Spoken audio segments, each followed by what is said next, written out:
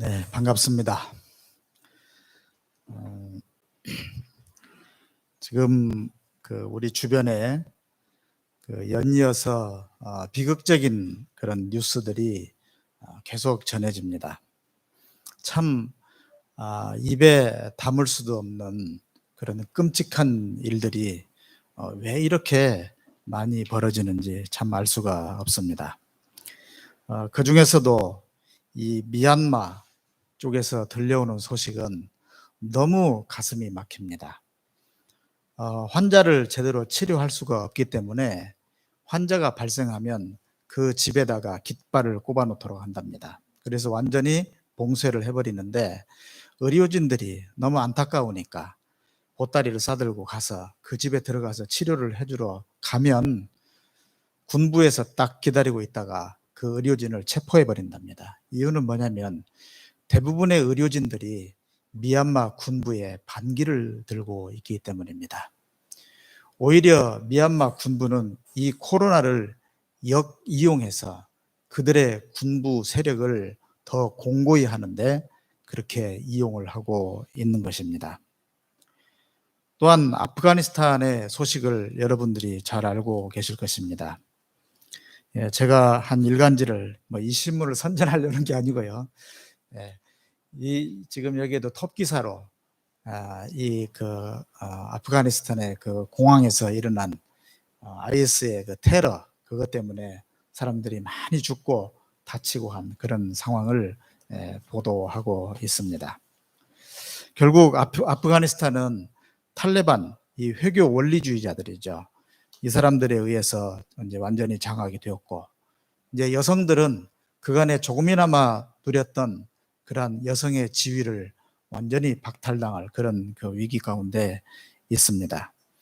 그 여성들에게 요구하는 옷이 있는데, 그 옷은 눈만 이렇게 내놓고 그거 그나마도 그물로 이렇게 쳐놓고 있기 때문에 그것을 입고 다니다가 교통사고 같은 것을 많이 당한다고 합니다. 왜냐하면 시야가 제대로 확보되지 않고 소리도 좀 상당히 안 들리기 때문에.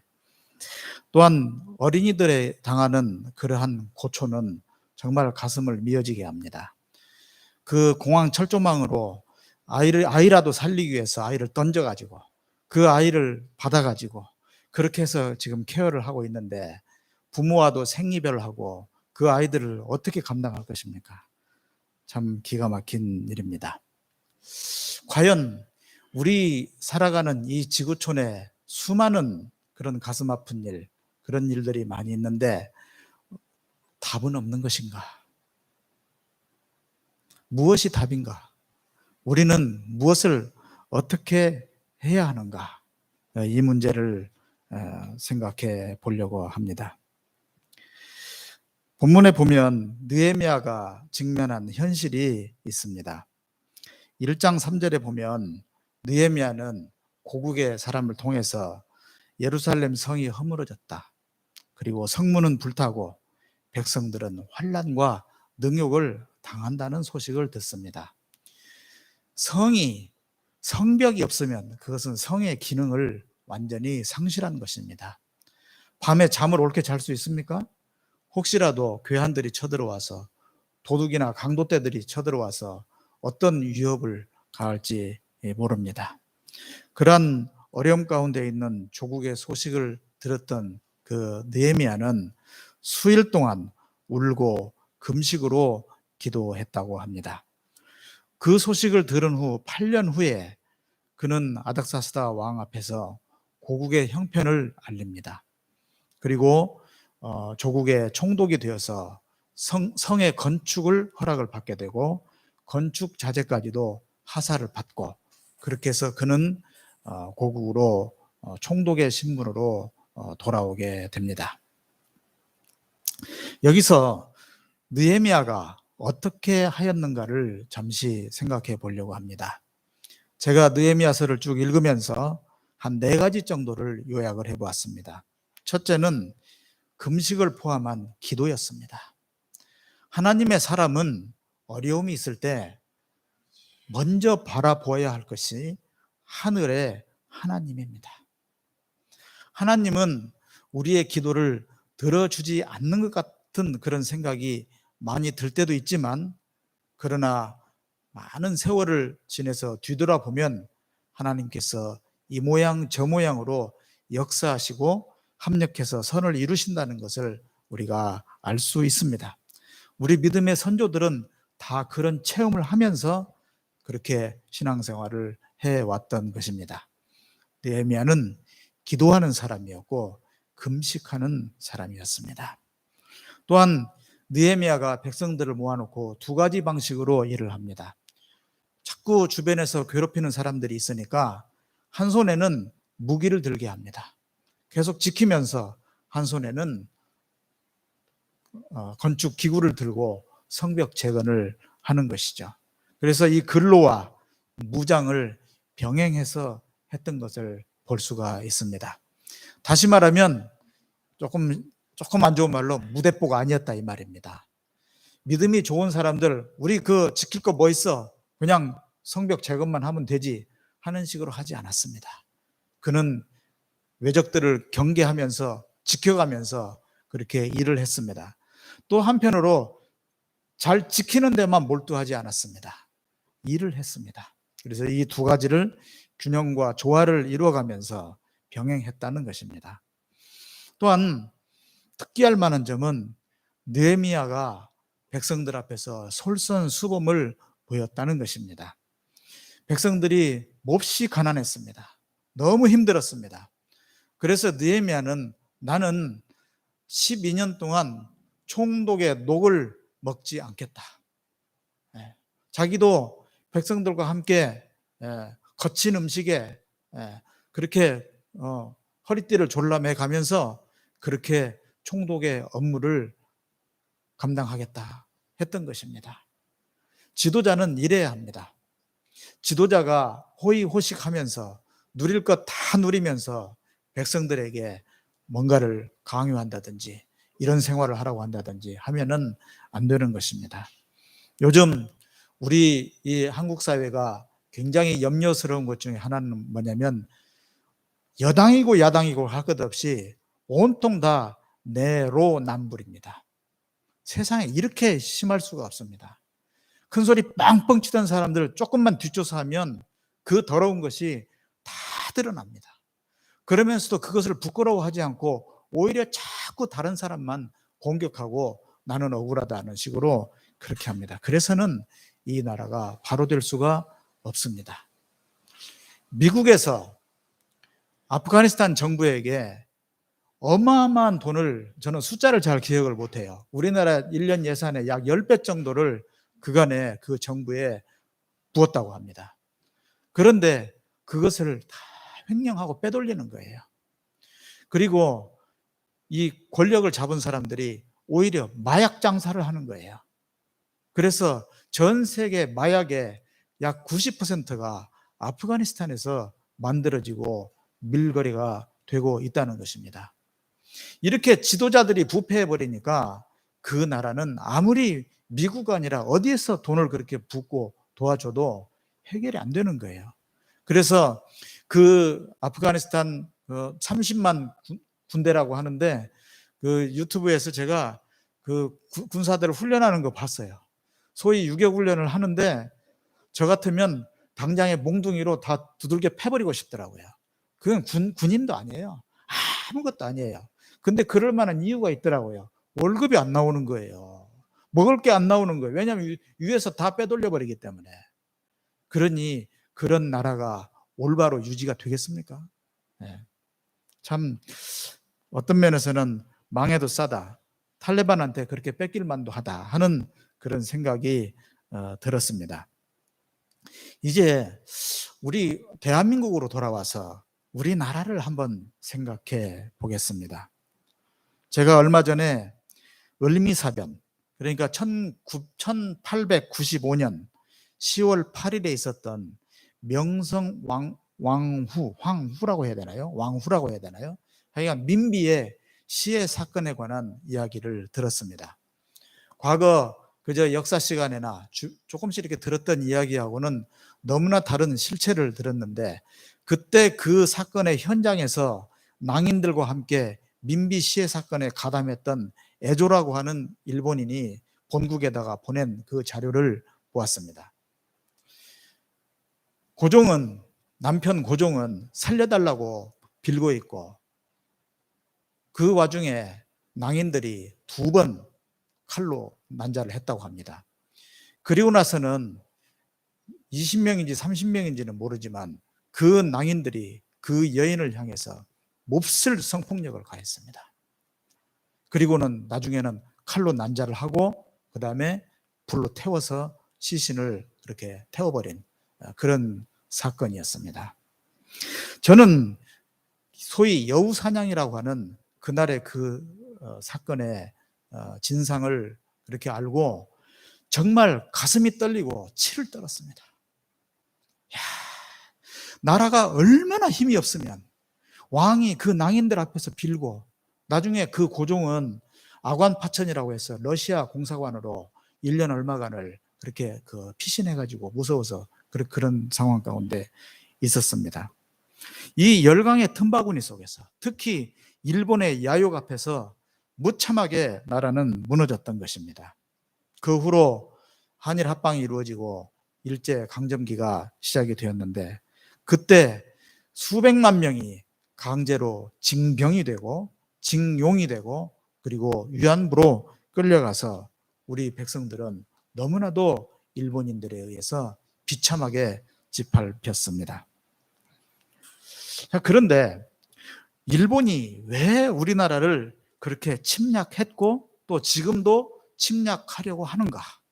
그들은 걸핏하면 독도에서 한바탕 하려고 하거든요. 그리고 말끝마다 이 독도는 우리 땅이다 하면서 호시탐탐 우리와 지금 싸울 그 거리를 찾고 있는 거예요. 제가 왜 일본이 우리나라를 그렇게 침략하려고 하는지를 임진왜란, 그리고 을미사변, 한일합방, 그리고 최근의 사건에 대해서 좀 여러 가지 자료를 찾아보니까 가장 중요한 것은 그들이 처한 자연적인 혹은 지질학적인 문제였습니다. 다시 말하면 일본에는 우리가 여태까지 한 번도 경험해 보지 못한 그런 엄청난 지진을 수도 없이 겪어온 거예요. 우리가 얼마 전에 지진 좀 겪어봤잖아요. 저 그때 죽는 줄 알았어요. 집이 그렇게 흔들리더라고요.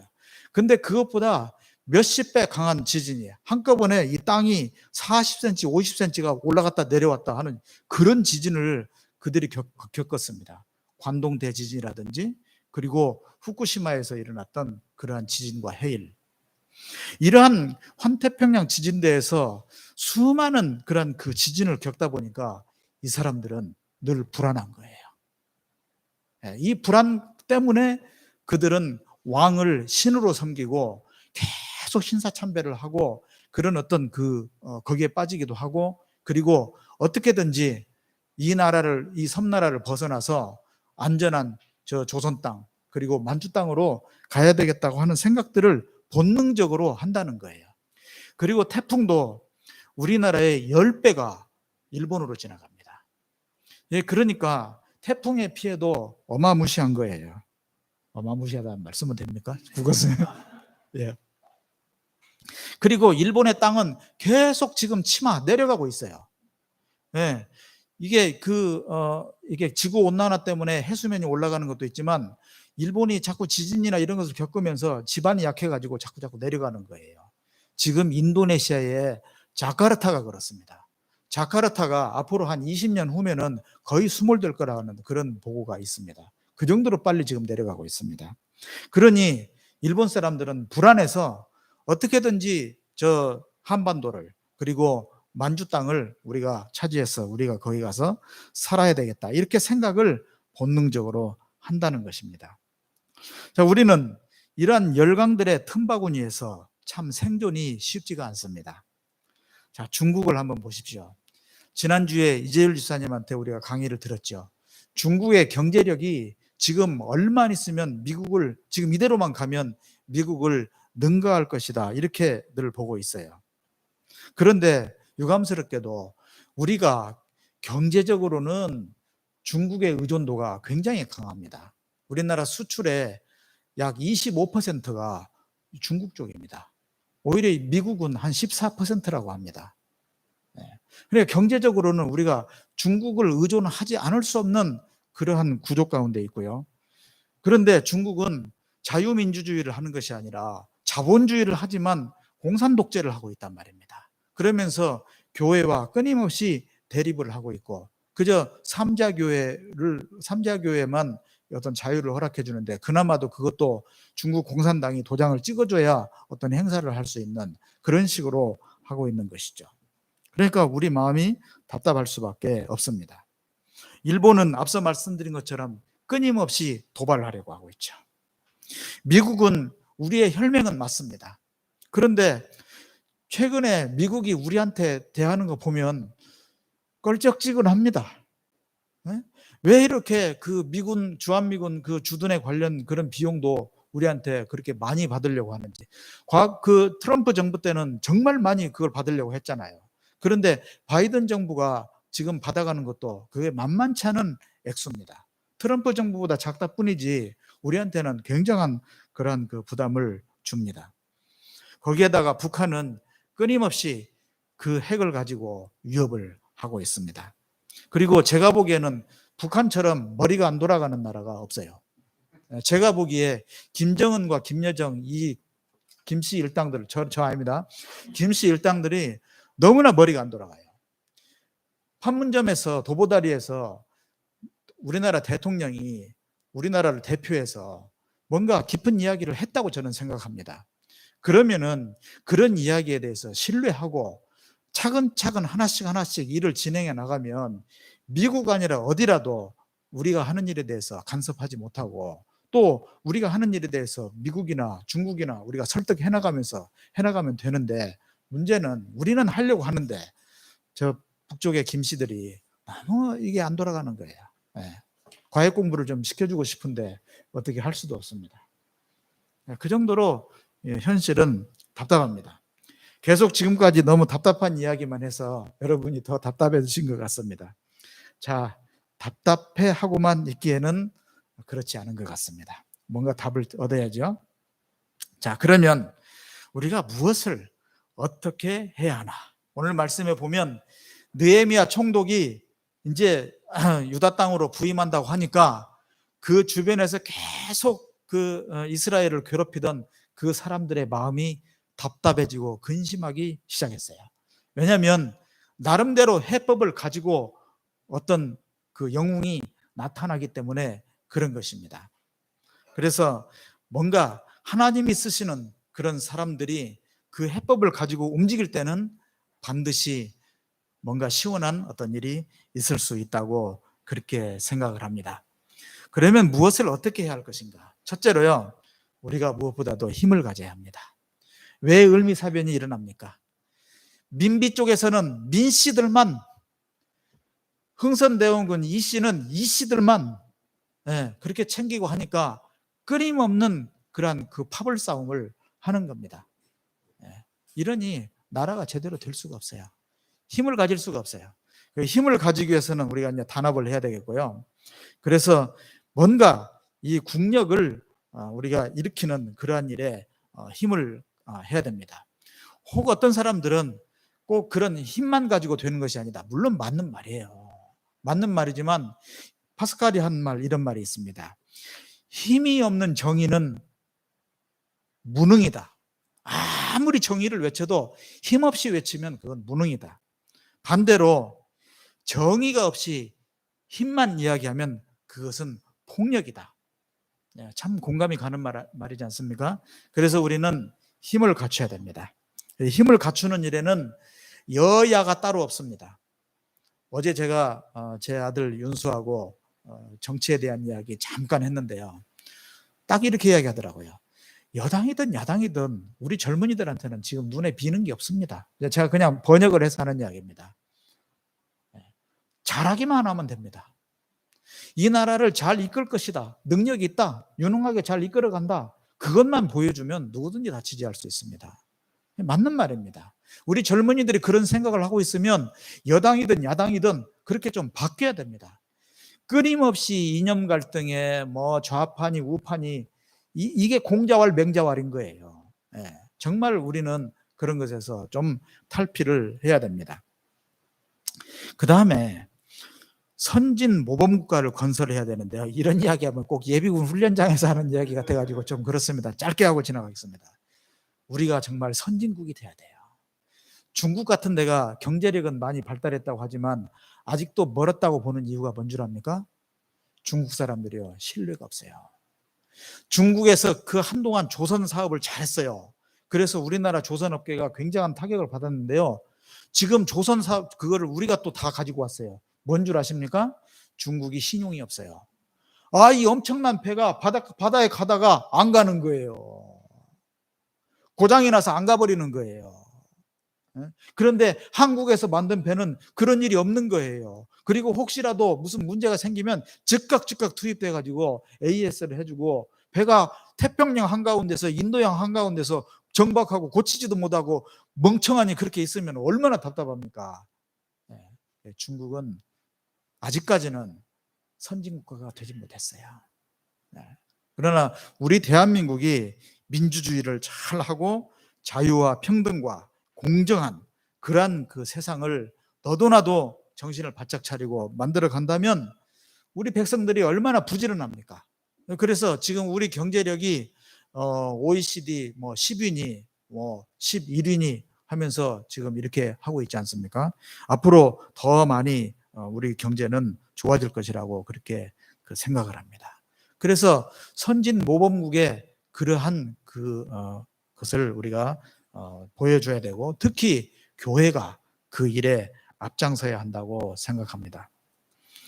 다음 세 번째로는요, 우리 성도가 바른 역할을 감당해야 합니다.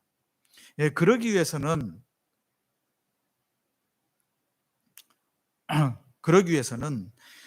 선각자들을 본받아야 됩니다. 우리에게는 참 훌륭한 선각자들이 있습니다. 제가 기독교를 떠나고 싶었을 때가 한두 번이 아니었습니다. 청년 시절에 방황도 좀 했어요. 그런데 그때마다 저를 붙들어준 그런 선각자분들이 몇 분 있는데요.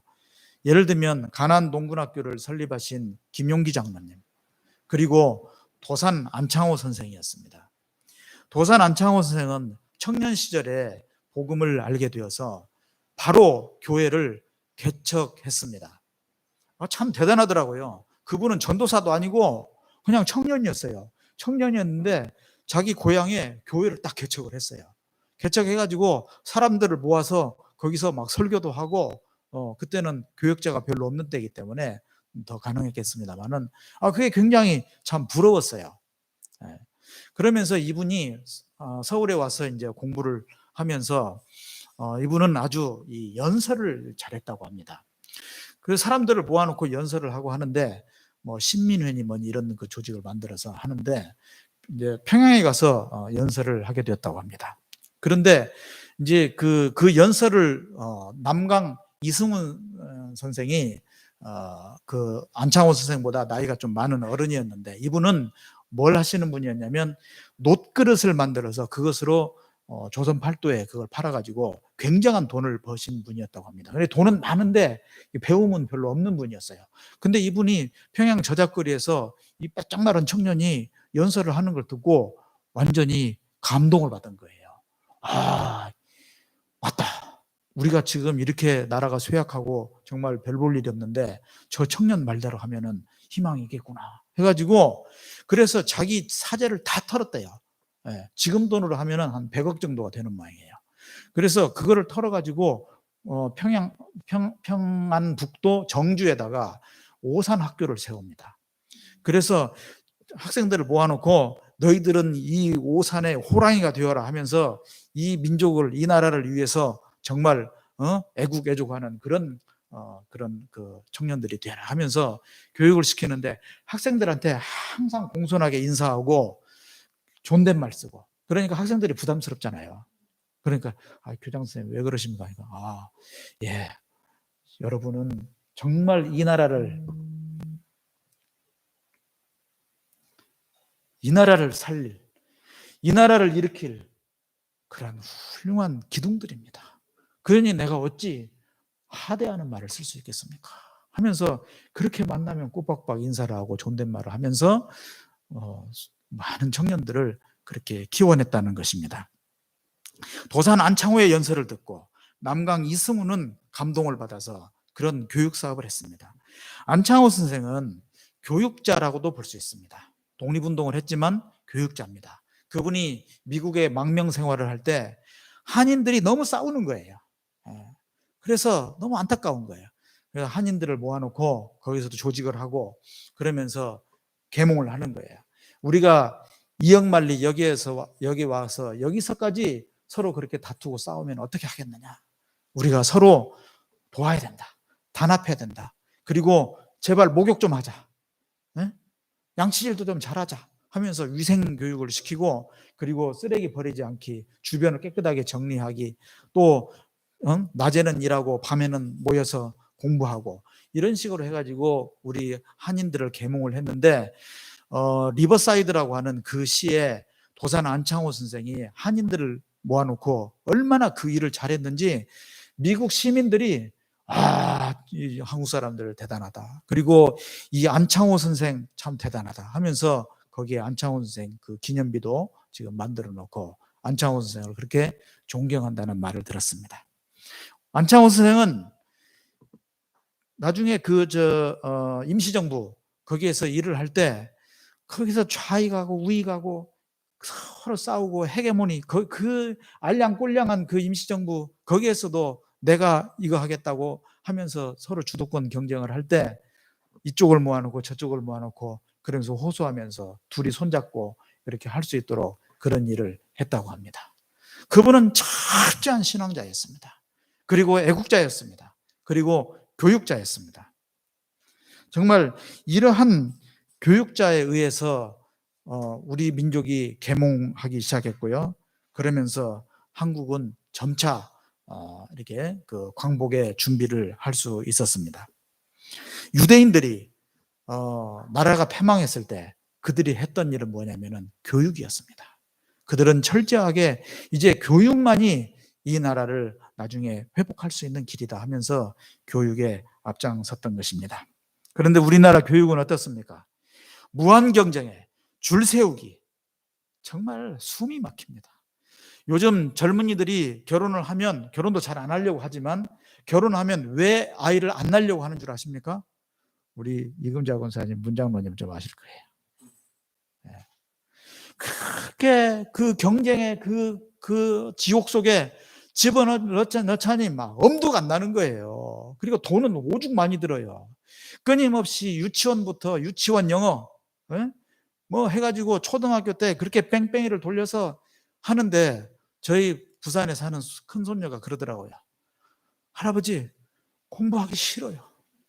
2학년짜리가 하는 게 보니까 막 너무너무 많은 거예요. 다 하니까 안 할 수도 없는 거고 말이죠. 이게 뭡니까요? 근데 독일에 있는 손녀는 넌 뭐 하냐? 저는 놀아요. 학교 숙제만 하고 전 놀아요. 그런데 막상 나중에 대학 나오고 나면 어디가 더 실력이 있습니까? 독일이 훨씬 실력이 있어요. 우리나라는 정말 교육을 바꿔야 됩니다. 그런데 바꾸시기도 전에 이제 은퇴를 앞두고 있고, 우리 조 목사님 잘하세요. 목회보다 더 중요합니다.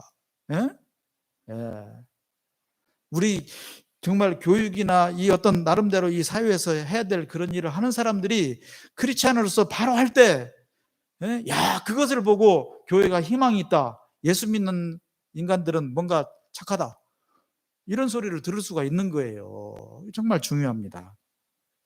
오늘 기대했는데 부담만 줍니다. 그래서 우리는 교육 훈련에 더욱더 힘을 쏟아야 됩니다. 교회는 정말 이제는 새로운 패러다임을 준비하고 실천해야 합니다. 날마다 일신 우일신 해야 됩니다. 답습이 아닌 새로운 창조, 새로운 시작을 해야 됩니다. 우리 교회에 어르신들이 많이 계시지만은 제가 뭐 깊은 신학을 공부한 것은 아니지만 공부를 하면서 느낀 것이 뭐냐면, 너무나 그간의 교회는 뭔가 문제가 있었다. 조금 심하게 이야기하면 잘못된 가르침이 너무나 많았다. 오늘 우리가 11조에 대해서도 공부하겠습니다만 기대하겠습니다. 11조 패러다임부터 우리가 바꿔야 돼요. 예? 그리고 주일 성수 뭐 이런 거 교회를 무슨 성전으로 생각하고 뭐 하는 이런 패러다임 싹 바꿔버려야 됩니다. 전혀 성경적이지 않아요. 예? 그리고 성경에 대해서 우리 지금 이렇게 수요 아카데미라든지 이런 걸 통해서 많이 소개를 하고 있는데 성경에 대한 이해도 정말 다 바꿔버려야 돼요. 예.